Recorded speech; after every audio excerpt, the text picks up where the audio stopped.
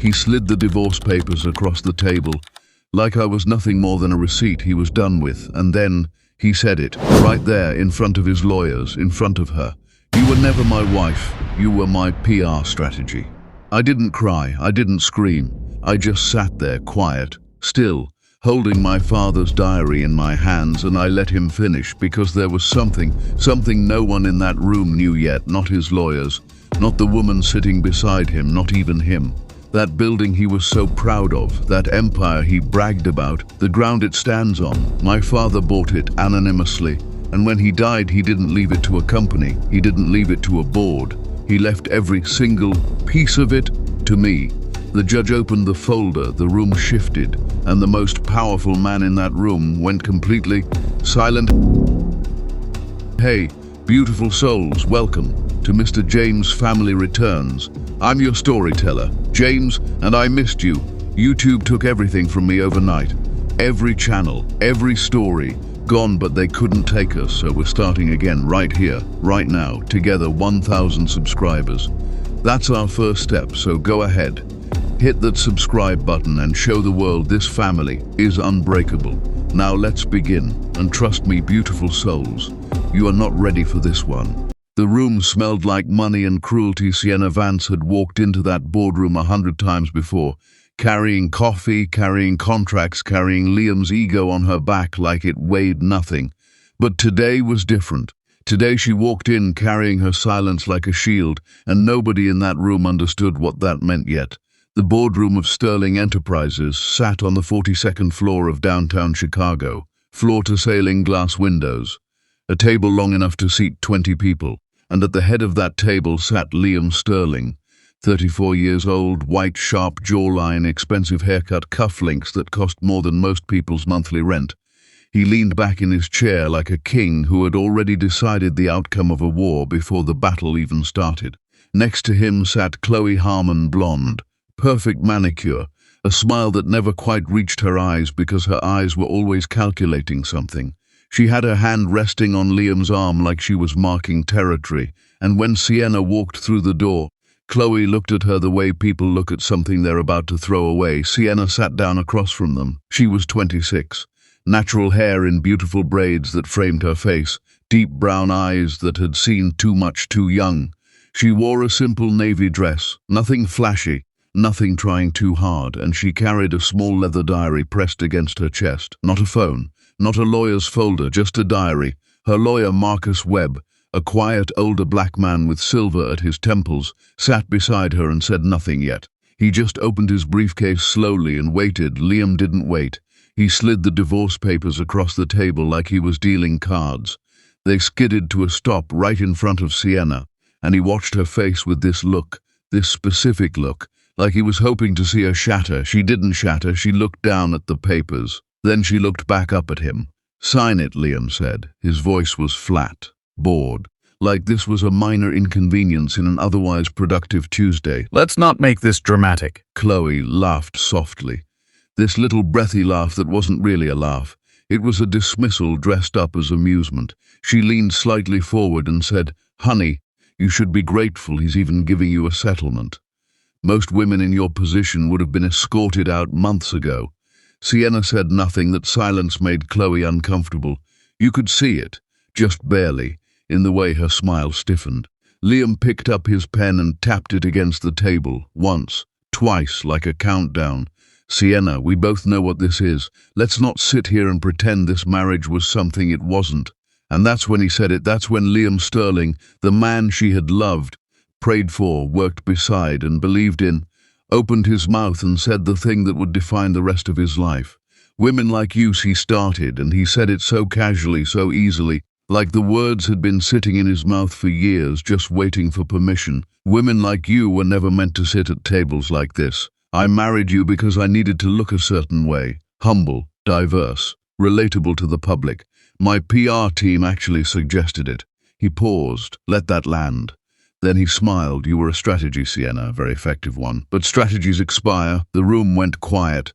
Even Chloe blinked. Marcus Webb's pen stopped moving. Sienna's fingers tightened around her diary, just slightly. Just enough that if you were watching closely, really watching, you would have noticed. But her face? Her face was completely still. Liam kept going, because men like Liam always keep going when nobody stops them. I built something real here, something that matters, and I need a woman beside me who matches that, someone who belongs in this world. He glanced at Chloe. I found my queen. You were always just temporary furniture. 3 years of her life. 3 years of waking up at 5 in the morning to review his business proposals before he even opened his eyes. 3 years of sitting beside him in meetings where he presented her ideas as his own. 3 years of talking him off ledges when investors pulled out, when deals collapsed, when he cried, actually cried, into her shoulder at 2 in the morning saying he didn't know if he could do it. 3 years. And she was furniture. Sienna placed her hand flat on the divorce papers. She didn't pick up a pen. She didn't sign. She just let her hand rest there, and she looked at Liam for a long, quiet moment. Are you done? She asked. Her voice was soft, not weak, soft. There's a difference that most people never learn. Liam frowned. Excuse me? I'm asking if you're finished talking, she said, because I want to make sure you've said everything you need to say. I want you to have no regrets about today. Something flickered across his face. Not guilt, not yet, but something. A small crack in the performance. Sign the papers, Sienna. She looked down at the diary in her hands. She ran her thumb across the worn leather cover slowly, like she was reading something in braille that nobody else could see. Then she looked up again. My father gave me this, she said quietly, the day I got married. He said to me. She paused and you could see her swallow.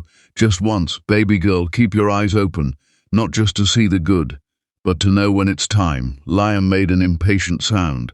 This isn't a therapy session. He's gone now, Sienna continued, as if Liam hadn't spoken. Passed away 4 months ago. I was grieving, you know that. You were there. Or, she tilted her head slightly, you were present. There's a difference. Chloe shifted in her seat. Marcus Webb quietly placed a single document on the table in front of him. He didn't open it, he just placed it there. Liam saw it. His eyes went to it briefly, then back to Sienna. What is that? We'll get to it, Marcus said. His first words of the entire meeting, calm, patient. Like a man who has all the time in the world. Liam didn't like that. He sat up straighter. Listen, I don't know what kind of game you think you're playing, but this is a straightforward divorce. There is no shared property. There is no shared property. Marcus raised an eyebrow, just one, very slightly. Interesting, the prenup is airtight, Liam said. His voice had sharpened now. The board king was becoming a slightly nervous king, and that shift, that tiny shift, was everything. My lawyers drafted it. She signed it. End of story. Sienna finally spoke again. You know what I thought about this morning, Liam? I thought about the night before we got married. You were so scared. You were sitting on the edge of the hotel bed in that little suit that didn't quite fit yet, and you told me that you were terrified you weren't enough, that the world was going to find out you were just a regular guy pretending. She paused. I told you that you were more than enough. I meant it. Liam's jaw tightened. I'm curious, she said, and her voice dropped just slightly lower. When did you stop believing that? Or did you just decide it was easier to believe I was the problem? The silence that followed was a different kind of silence than the one before. Heavier, fuller. Chloe cleared her throat. This is Chloe. Sienna looked at her directly for the first time. Not with anger, not with jealousy, just directly, like looking at a mirror that shows you something you already knew. I have no issue with you. You made choices. He made choices. That's between the two of you and God. Chloe opened her mouth, closed it. Liam slapped the table with his palm. Not hard, but enough, enough. This ends today. Judge Harrington is coming in at 11 to finalize. This is done. Yes, Sienna said simply. It is. She finally let go of her diary. She placed it on the table beside the unsigned divorce papers. She folded her hands in her lap and she waited, and in that waiting, in that absolute, unshakable, terrifying calm, something changed in the room. Because Liam Sterling had spent 3 years believing that Sienna's gentleness was weakness. Her patience was desperation, her silence was defeat. He had never once considered that it might be something else entirely. He had never once considered that the woman sitting across from him, the woman he had just called furniture, might be the only reason the table they were all sitting at existed in the first place. At 10:58 a.m., the door to the boardroom opened. Judge Harrington walked in, 62 years old, reading glasses perched on his nose. A folder tucked under his arm that looked ordinary enough. It was not ordinary. Liam leaned over to his lawyer and murmured something with a smirk. His lawyer nodded. Chloe smoothed her hair, and Sienna Vance sat completely still, her diary on the table, her hands folded, her deep brown eyes resting on the judge's folder with an expression that nobody in that room could quite read, not grief, not fear, something that looked almost impossibly like peace. The judge sat down. He opened the folder. He cleared his throat, and the room, the whole carefully constructed, expensive, cruelty-scented room, held its breath. Judge Harrington didn't rush. That was the first thing Sienna noticed about him. The way he moved through the room like time was something he owned rather than something that owned him. He pulled out his chair slowly, set his folder down carefully, adjusted his reading glasses with 2 fingers, and then he sat, folded his hands on top of the closed folder, and looked around the table at every single person present before he said one word. Liam was already leaning forward slightly. Not enough to look eager. Men like Liam never let themselves look eager, but enough. His lawyer, a thin man named Gerald Pruitt with a permanently tight expression, had a stack of documents organized in front of him like a fortress. Chloe had stopped touching Liam's arm. She'd moved her chair back just slightly, not obviously, just enough. Like some deep animal instinct was already whispering to her that she should create distance between herself and whatever was about to happen. Marcus Webb sat beside Sienna with his hands flat on the table. Relaxed, unhurried, Sienna herself hadn't moved. Her diary was still on the table, her hands were still folded in her lap, but her eyes, those deep brown eyes that had witnessed 3 years of a slow, quiet devastation, were resting on Judge Harrington's closed folder with a steadiness that was almost unnatural for someone sitting at a divorce table.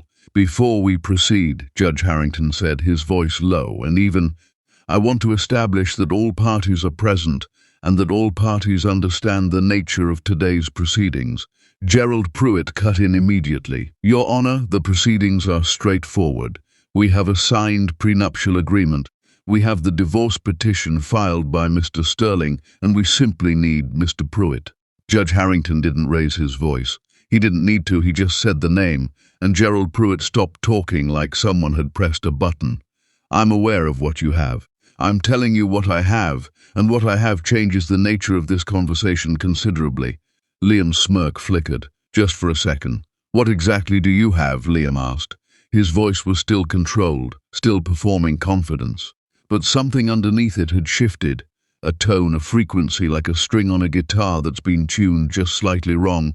Judge Harrington opened the folder. He didn't pull everything out at once. He took out a single document first, thick, cream-colored paper, the kind that feels important before you even read a word on it, and he set it in the center of the table where everyone could see it without being able to read it.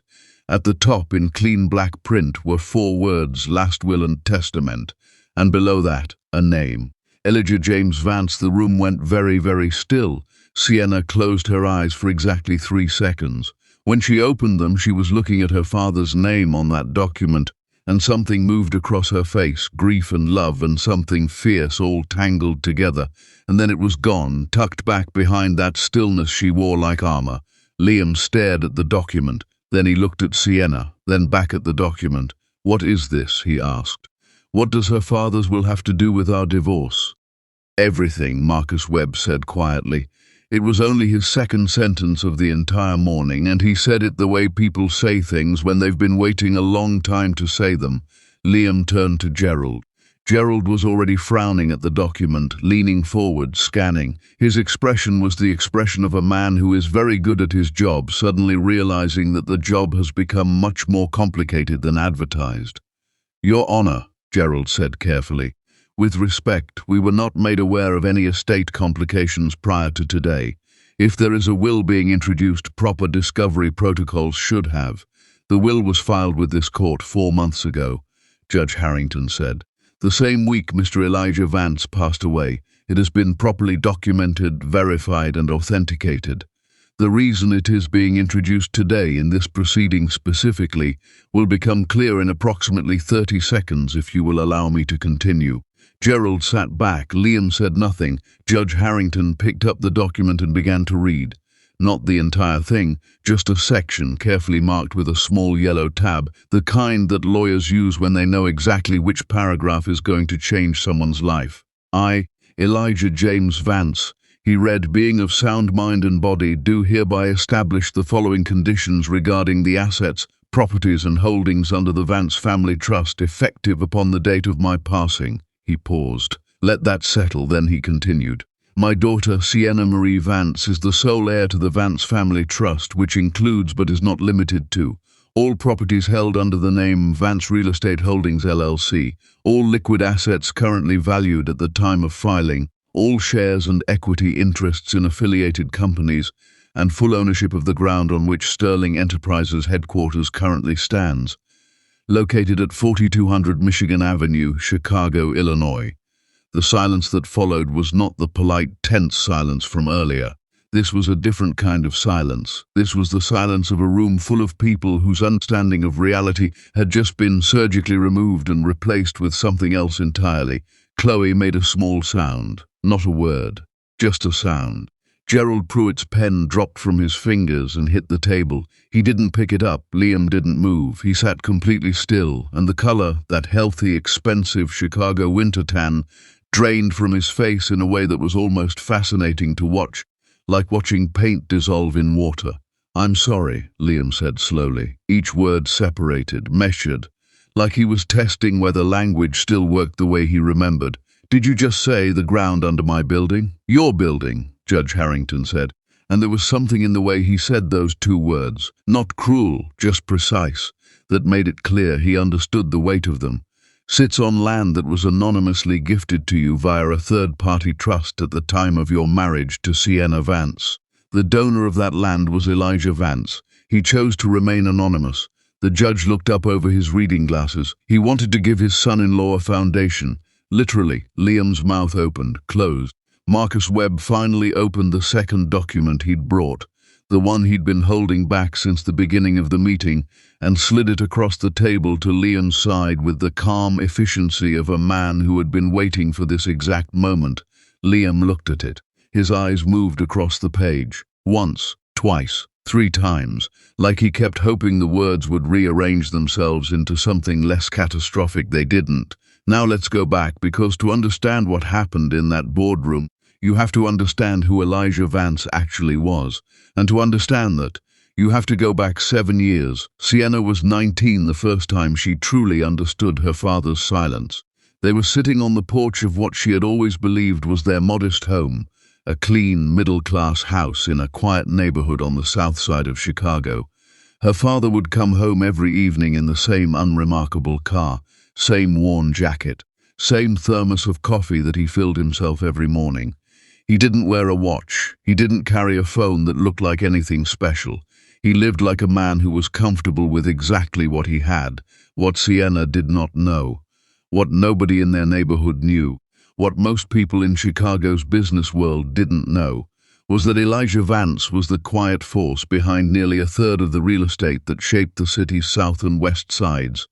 He had started with one building, a condemned apartment complex that everyone else had written off. He bought it for almost nothing, rebuilt it with his own hands and borrowed ones, and rented it to families who needed a home and a fair landlord. Then he bought another, then another. He never put his name on anything visible. He worked through trusts, through LLCs with names that meant nothing to anyone who didn't know where to look. He built a real estate empire the way some people build sandcastles, quietly, methodically, never drawing a crowd. Why don't you let people know? Sienna had asked him that night on the porch. She was 19 and still believed that success was something you showed people. Elijah had looked at her for a long moment. He had a face that seemed to hold weather in it. Not storm, exactly, but the particular stillness that comes just before rain when the air changes and everything gets quiet. Because, he said, money tells you who people really are, not having it, having it. He paused. If people know what I have, they'll never show me who they are. They'll only show me what they want from me. Sienna had nodded like she understood. She hadn't. Not really. Not yet. She understood it at 23 when she met Liam Sterling. Liam had been charming in the specific way that ambitious young men can be charming, which is to say completely and utterly when he needed something, and considerably less so when he didn't. He was building Sterling Enterprises from scratch back then, a tech-adjacent real estate company that was smart in concept but starving for capital and connections. He had the ideas, he didn't have the foundation, and when he met Sienna at a mutual friends gathering, this quiet, beautiful woman with braids and deep eyes who laughed easily and listened like she genuinely meant it, he had felt two things simultaneously. The first was genuine attraction, and in fairness to whatever version of Liam existed back then, it was real. He had looked at Sienna and seen something that he recognized, some quality of steadiness that he had never managed to find in himself, and he had wanted to be near it. The second thing he felt was calculation, and the calculation said, she's warm, she's humble, she's from a modest background, and being with her makes me look like a man of character rather than a man of ambition. He never quite admitted that second part to himself. That's the thing about people like Liam. They're not always consciously cruel. Sometimes they're just deeply, perfectly, catastrophically selfish, and they've told themselves the story of their own goodness so many times that they've stopped being able to see the gaps. Sienna had told her father about Liam 3 months after they met. Elijah had listened. He'd asked 3 questions, not about Liam's business or his ambitions or his background. He'd asked, does he listen when you're tired? Does he apologize when he's wrong? And does he make you feel like yourself or like a better version of what he needs?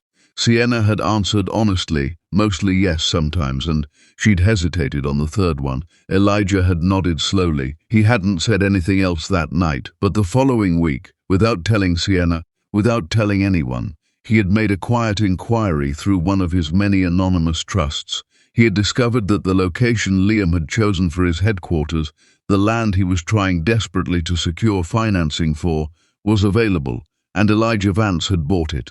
And then he had gifted it anonymously, not because he thought Liam was a good man, but because he thought Liam could become one given the right foundation, given the right woman beside him, given time. He was wrong about Liam, he was not wrong about Sienna.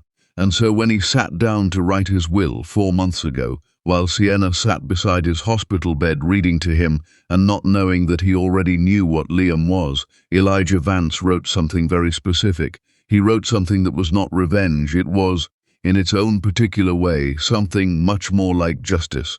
Back in the boardroom, Judge Harrington was still reading. Furthermore, he continued, his voice measured and unhurried, the will includes a character clause, a condition established by Mr. Elijah Vance at the time the anonymous land gift was made and formalized in this document, which states the following. He paused, adjusted his glasses.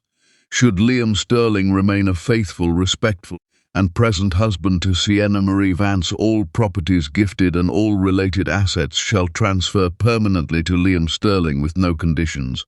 Should Liam Sterling choose to divorce Sienna Vance, betray her trust, or engage in conduct that demonstrates moral failure as a husband and partner, all gifted properties revert immediately to the Vance family trust. In addition, Sienna Marie Vance shall receive 70% of all equity in Sterling Enterprises, as the company's foundational success was built on resources, land and support, emotional and otherwise, provided directly or indirectly through the Vance family.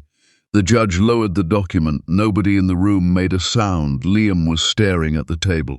He had gone somewhere else, somewhere behind his own eyes, and what was happening on his face was not something Sienna had ever seen there before. It wasn't anger. It wasn't the cold, controlled expression he'd worn all morning. It was something rawer than that. Something that looked uncomfortably like the man he used to be at 2 in the morning, crying into her shoulder, terrified that the world was going to find out he wasn't enough.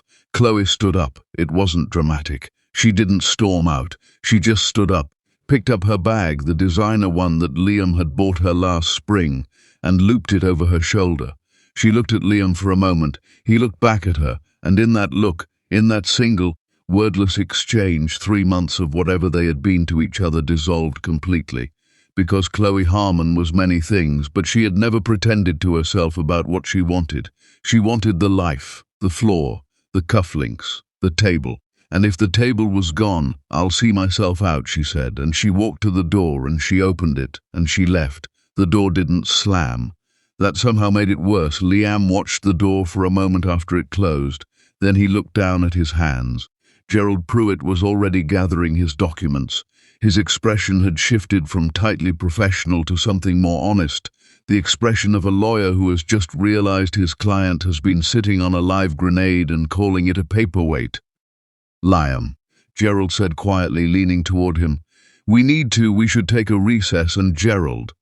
Liam's voice was barely above a whisper. "Stop." Gerald stopped. Marcus Webb quietly collected the documents on his side of the table. He straightened them, set them in his briefcase, closed the clasps with 2 soft clicks. Then he folded his hands and waited, because there was nothing left for him to do. The work was done. The truth had walked itself into the room and sat down at the table, and now everyone just had to decide what to do with it. Judge Harrington removed his glasses. He rubbed the bridge of his nose slowly. "Mr. Sterling, do you require a recess?" Liam didn't answer right away. He was looking at Sienna. She hadn't moved, hadn't shifted in a chair, hadn't changed her expression by even a fraction. She was just there, present, the same way she had always been present, steady and quiet and real, in a way that he had spent 3 years mistaking for smallness. "Sienna," Liam said. Her name in his mouth sounded different now. No performance in it, no strategy. Just the word itself, slightly broken at the edges. She looked at him. "Your father," he started, "was the best man I've ever known," she said quietly, not cutting him off, finishing the thought for him, because she already knew what he was going to say and she wanted to say it herself. "He didn't do this to punish you, Liam. He did it because he loved me enough to make sure I would be okay." She paused. He just didn't know how long it would take. Liam's throat moved. He looked away. Looked at the window, the floor-to-ceiling glass, the Chicago skyline, the city spread out 42 floors below them like a painting of everything he thought he'd built, everything he thought he owned. "The ground," he said, almost to himself. "He gave me the ground. He gave you a chance," Sienna said. "You chose what you did with it." The room was very quiet. Outside the windows, Chicago moved the way cities move, without caring, without stopping, without noticing the specific moment when someone's entire understanding of their own life collapsed and had to be rebuilt from the foundation up. Judge Harrington put his glasses back on. "We'll take a 20-minute recess," he said. It wasn't a question. He stood, gathered his folder, and left the room with the same unhurried precision with which he'd entered it. Gerald followed, murmuring something into his phone, and then it was just the two of them, Liam Sterling and Sienna Vance, husband and wife. The papers still unsigned on the table between them. Liam looked at them, then he looked at her, and something in his face cracked, not dramatically, not with tears or theatrics, just this quiet, internal fracturing, the sound of which only Sienna could have recognized because she was the only one who had ever been close enough to hear the sounds he made when something real was happening inside him. "I called you furniture," he said, like he was hearing it for the first time. Sienna said nothing. "I said it like it was." He stopped, pressed his lips together, stood again. "I practiced that speech, Sienna. I wrote it out the night before, in the hotel. I practiced being cruel because I knew if I wasn't, I'd..." He stopped again. "You'd what?" she asked. He didn't answer that. She hadn't expected him to. Not yet. Maybe not ever. Some truths take longer than a boardroom to reach the surface. Sienna picked up her diary from the table. She held it for a moment, both hands, the way you hold something precious and heavy at the same time. Then she stood up. She straightened her dress. She gathered herself, not dramatically, not for anyone watching, just the simple, private act of a woman pulling herself back to her full height after a very long time of being made to feel small. She walked to the window. She looked out at Chicago, the same city her father had built pieces of quietly, without anyone's permission or applause. The same city where she had walked beside Liam for 3 years, carrying his dream like it was both of theirs. She pressed one hand flat against the glass, and she thought about her father. She thought about that porch, that evening, that particular quality of his silence. Money tells you who people really are. Not having it behind her, she heard Liam exhale, a long, unsteady sound, like someone releasing something they've been holding for a very long time. She didn't turn around. Not yet, because Chapter 3 was coming, and Chapter 3 was hers. 20 minutes passed, then 25. Nobody came back into the boardroom except the two of them, and even that felt like too many people for the kind of silence that had settled between Sienna and Liam. It wasn't comfortable silence.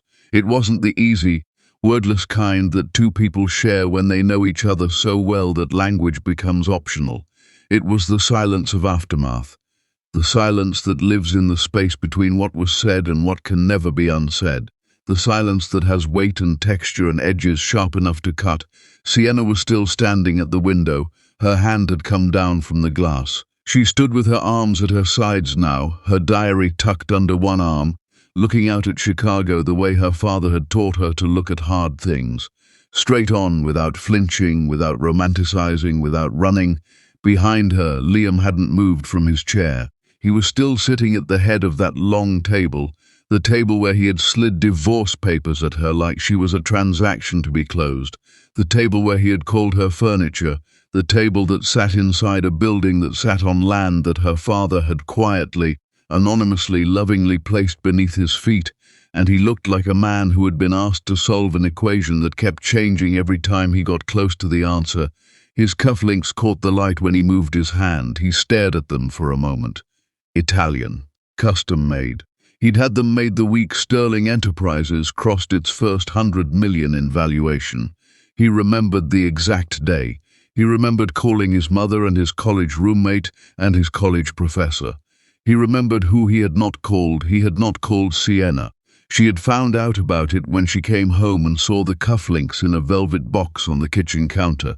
She had picked them up and looked at them and said, "These are beautiful, Liam. You earned this." And she had hugged him from behind and pressed her face between his shoulder blades and held on for a moment. And he remembered this too. He had felt something so warm and complete in that moment that it had frightened him. He hadn't understood then why it frightened him. He understood now, because warmth like that, steadiness like that, a love that quiet and that real, it asked something of you, it asked you to be worth it. And it was easier, so much easier, to decide that the person offering it wasn't worth receiving it from. "I knew," Liam said. His voice broke the silence the way a stone breaks still water, sudden and irreversible, the ripples moving outward before you can stop them. Sienna turned from the window. Slowly. She looked at him. "You knew what?" He was looking at the cufflinks, not about your father, not the specifics.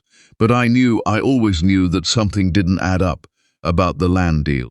About how easily that acquisition went through when everything else back then was falling apart." He exhaled through his nose. "I told myself it was luck. I told myself I was just good, that I had finally found the right moment at the right time." He paused. "I was good at telling myself things." Sienna walked back to the table. She didn't sit down. She stood at her end, and she looked at him from across the full length of it, that enormous, expensive, ridiculous table, and she said, "And what did you tell yourself about me?" He looked up. "When things were good," she said, "in the beginning, before the money got comfortable and the cameras started following you and the PR team started shaping your image. Back when it was just us in that rented office on the 4th floor with the broken heating and the one good chair that we both fought over." She almost smiled. "Almost. What did you tell yourself about me then?" Liam was quiet for a moment. "That you were the only real thing in my life," he said. The words landed without decoration. No spin on them, no strategy. Just the flat, honest, devastating truth of a man who had known something true about himself and had chosen, over and over again, to look away from it. Sienna absorbed them. She didn't let them move her, not visibly, not yet, because she had spent a very long time learning the difference between words and choices, and she knew that the truest thing about a person was never what they said in a vulnerable moment, but what they did in every ordinary moment before it. "Then why?" she asked. It wasn't an angry question. It wasn't even a hurt question exactly. It was the real question, the one beneath all the other questions, the one that had been sitting at the bottom of 3 years like something settled on the floor of deep water. Liam opened his mouth, closed it, tried again. "Because," he said slowly, "when I looked at you, the real you, the steady you, the one who didn't need me to be anything other than what I was, I felt." He stopped. He looked at his hands. "I felt like I owed you something I didn't know how to pay, and I didn't know how to live with that debt. So you decided I wasn't worth owing anything to." Sienna said quietly. He didn't deny it. That was perhaps the most honest thing he had ever done in her presence. The door opened, but it wasn't Judge Harrington. It was a woman neither of them had seen that morning, and yet Sienna knew her immediately, the way you know someone whose presence has been described to you so many times that they feel familiar before you've ever shared the same room. She was perhaps 60 years old. Dark skin, silver locks pulled back from her face, reading glasses hanging from a chain around her neck. She wore a charcoal blazer and carried a leather satchel that was so worn it had become beautiful the way old things become beautiful. Not despite the wear, but because of it. Her name was Delphine Vance, Elijah's sister, Sienna's aunt. Sienna had met Delphine only twice in her life. Once at a family gathering when she was 12, and once at her father's funeral 4 months ago, where Delphine had held her hand during the burial and said nothing at all, which had been exactly the right thing. She had not known her father had a sister involved in his legal affairs. She had not known a lot of things, it was becoming clear. Delphine walked into the room without hesitation. She acknowledged Liam with a glance that contained everything and offered nothing.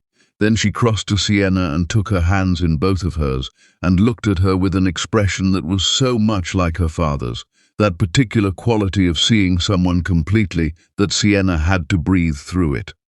"You did beautifully," Delphine said quietly. "I didn't do anything," Sienna said. "That's what I mean."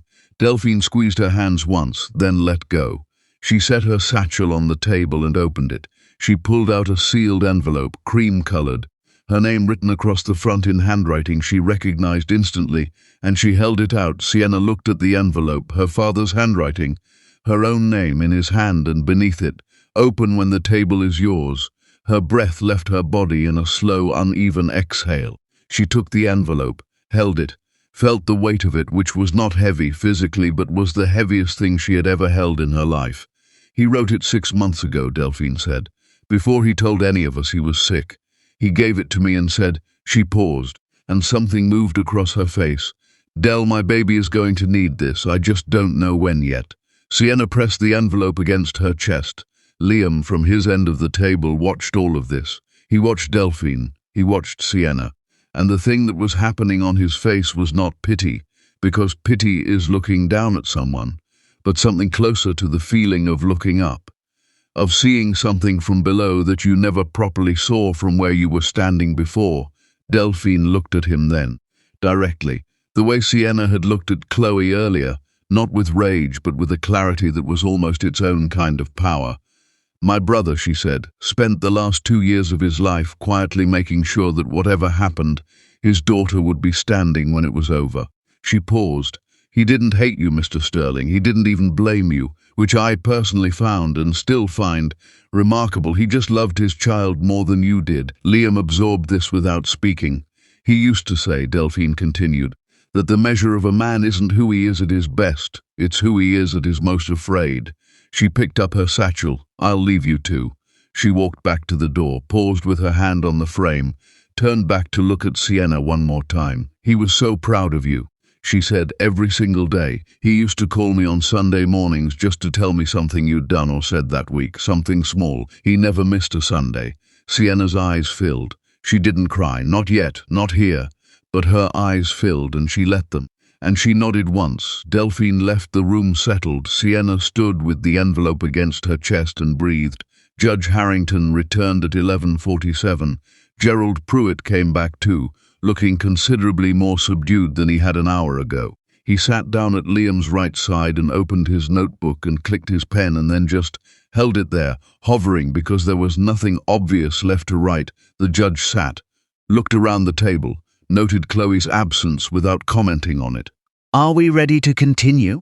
He asked. Marcus Webb said, "Yes, Your Honor." Gerald looked at Liam. Liam nodded slowly. "Mr. Sterling," Judge Harrington said, "in light of the estate documentation and the character clause as established in the Vance Family Trust, do you wish to proceed with the divorce petition as filed, or do you wish to enter a period of legal review?" Gerald leaned toward Liam. "We should request the review period. 60 days. Give us time to examine Liam." Sienna said his name, not loudly, just clearly her. "Don't do that," she said. Don't spend 60 days with lawyers trying to find a way around something my father spent 30 years building. Don't do that to his memory." She paused. "And don't do that to whatever is left of yourself." Gerald started to speak. Liam held up one hand and Gerald stopped. Liam looked at Judge Harrington. "I want to make a statement," Liam said. "For the record." "You may," the judge said. Liam straightened in his chair. He wasn't performing now. The performance, the whole elaborate construction of it, had come down sometime in the last hour, and what was left was something harder to look at but more honest. A man, just a man, with terrible decisions behind him and an unclear road ahead. "I filed for divorce," Liam said, "because I convinced myself that I had outgrown my life, that I had built something large enough to require a different kind of person beside me."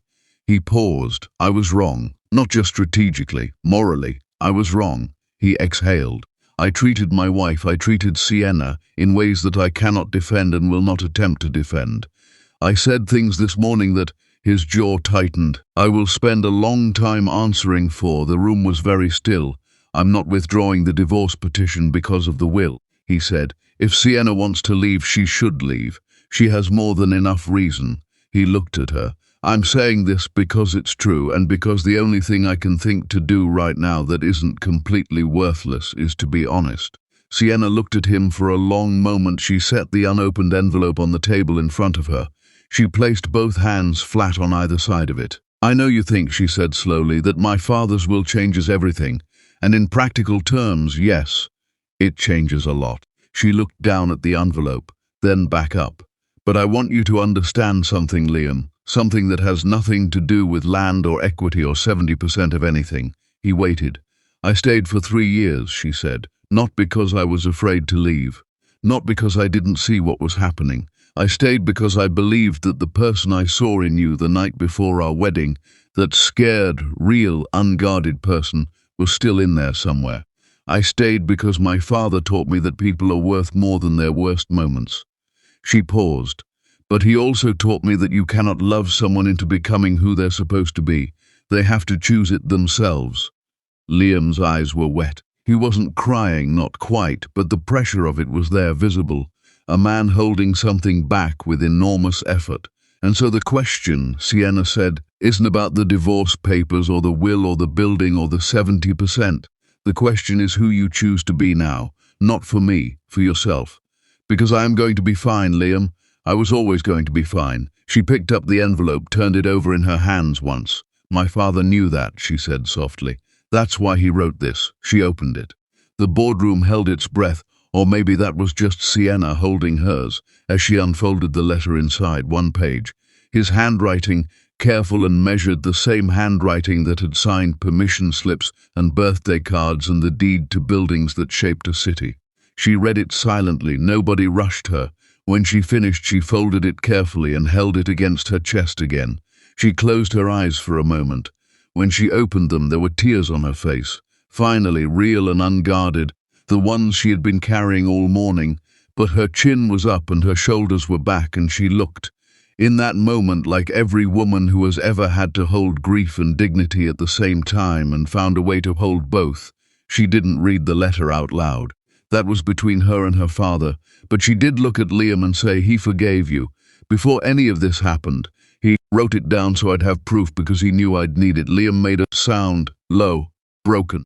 The sound of something inside him giving way that had been refusing to give way for a very long time. He pressed both hands over his, and for the first time in possibly years, Liam Sterling, billionaire CEO, the man who had practiced being cruel in a hotel room the night before he tried to throw away his wife, came apart in a boardroom in front of a judge and a lawyer and the woman he had failed, quietly and completely, and without any performance at all. Sienna watched him.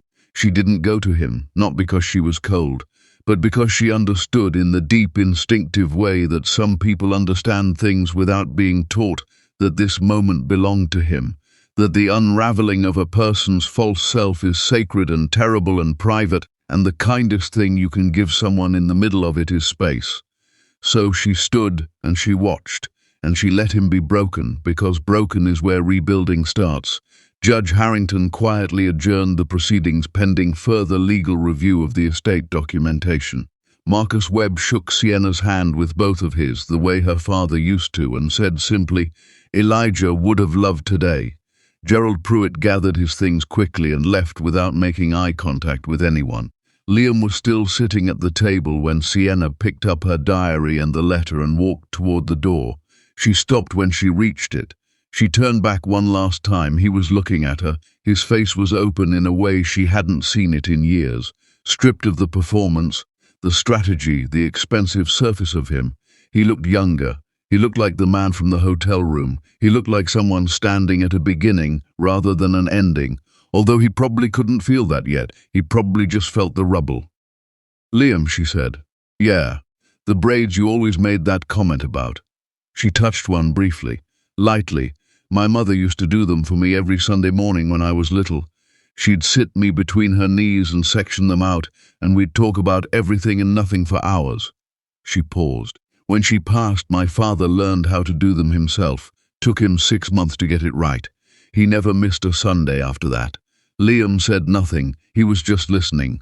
Really listening, maybe for the first time. "That's what I was carrying in here today," Sienna said. "Not a strategy, not a legal play. Just them, my parents, in my hair and in my diary and in the way I learned to be still when everything is loud." She turned the door handle. "You called me temporary furniture," she said. "But Liam, I was the house." She opened the door, and she walked out. The Chicago afternoon received her like it had always known she was coming, wide and grey and real, the city moving at its own pace beneath a sky that didn't care about boardrooms or billion-dollar buildings, or the particular cruelty of people who mistake silence for weakness. Sienna walked through the lobby of Sterling Enterprises, a building that sat on land her father had given as a gift that had been declined not in writing but in behavior, in choices, in the slow and daily decision to value the wrong things. And she walked through the glass doors and out onto Michigan Avenue, and she stopped. She stood on the side. She pressed the letter and the diary against her chest. She breathed above her, 42 floors up. The boardroom windows caught the light and threw it back at the street. And somewhere up there, Liam Sterling was sitting alone at a very long table, trying to figure out who he was going to be on the other side of the worst version of himself. Maybe he would get there. Maybe he wouldn't. That was his work, his road. His choice. Sienna's road was her own. She started walking, no destination yet, just forward, just movement, just the specific freedom of a woman who has survived something that was meant to diminish her and found herself on the other side of it, larger than she was before. Not harder, larger. There's a difference that matters. Her phone buzzed. A text from Delphine. "Sunday dinner, my house." "Don't argue," Sienna smiled, the first real, full, unguarded smile of the day. She typed back, "Yes, ma'am." She kept walking. The city moved around her, indifferent and alive, the way cities always are. And she moved through it with her braids catching the wind, and her father's letter pressed against her heartbeat, and 3 years of survival behind her, and something she hadn't felt in a very long time opening up ahead of her like a door swinging wide on its hinges. Not triumph, not revenge, just possibility, the clean, terrifying, beautiful possibility of a life that is entirely your own, the end. Never mistake someone's kindness for weakness. A woman's silence is often the ceiling that keeps your world from collapsing. For every woman who stayed longer than she should have, loved harder than she was loved, and still walked out with her dignity intact, this one is yours.